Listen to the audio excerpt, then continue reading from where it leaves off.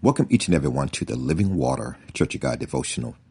I am Arlois King, and I'm thankful that we could just share this time together once again in the Lord's principles. And today, the scripture will come from 2 Timothy chapter 1 and verse 7. And the scripture reads, "For God hath not given us the spirit of fear, but of love and of power and of a sound mind." And this scripture is so powerful because it starts out talking about what God hasn't done. And it addresses very direct that God hasn't given us the spirit of fear, but he's given us power, love. He's given us a sound mind. And to read the scripture in its Greek context, it would read this way: "For God having given us a mental disposition or a mindset or the attributes or a character of anxiety, of panic. He hasn't given us a mindset of excessive worry, being in emotional distress, mistrust, being emotionally detached, dealing with apprehension. But he has given us power, which simply means he's given us the ability and his authority to know how to govern our life by his spirit. He's given us his agape love, to know how to love him the way that he loves us, to know how also to love and to like ourselves.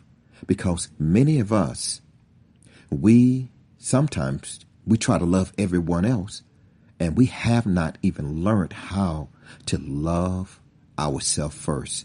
And you cannot give love if you haven't learned how to even love yourself. And a sound mind, which simply means that he has given us a disciplined, sound, self-control mindset of how to keep ourselves under control.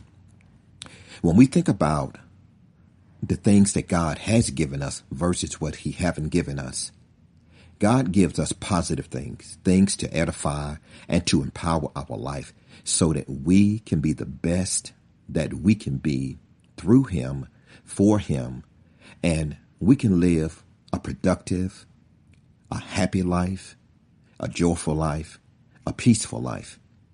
But these things come only through God. They do not come through any other means. And when I think about fear on today, when it talk about what he haven't given us, many of us at some point or sometime in our life, we have dealt with so many different types of phobias. And a phobia is just something, an extreme fear of something, that deals with dread and terror. It's a complex or some type of hang up. It's something, that shuts you down. And so many people deal with acrophobia, which is a fear of heights.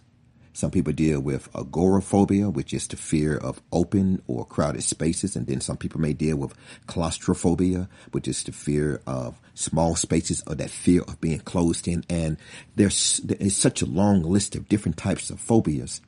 And when we think about fear and what fear does in our lives and in the lives of so many individuals on a daily basis, fear causes paralysis in our lives if we allow it to have its way.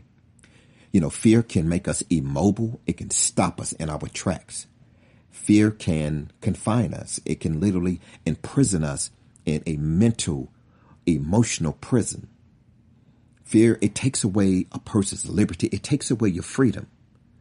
And fear, it causes so many complexes and so many roadblocks. And it literally can take away and wash out the bridge in your life for you to cross over and to move yourself to a place and a level and a dimension that you have never been in through God. So when we look at fear, some people, when I think about this and just speaking very real and just from the heart, fear has caused some of us, many of us, to literally lose our quality of life.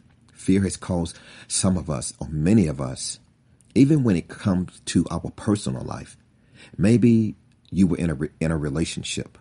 Maybe that relationship did not work out. Maybe someone dumped you. Maybe someone broke up with you. Maybe your marriage did not last. Maybe the pain of the personal hurt and the disappointment and the sorrow and the grief that you went through, the remorse that you went through, even on a personal level, it caused you to go into a dark place, and it caused you to live in personal fear of, I never want to get hurt again, so I will shut myself down and never enter into another relationship. I will never let anyone get close to me personally, emotionally, and open myself up that way. That is not God's desire, that we close ourselves off.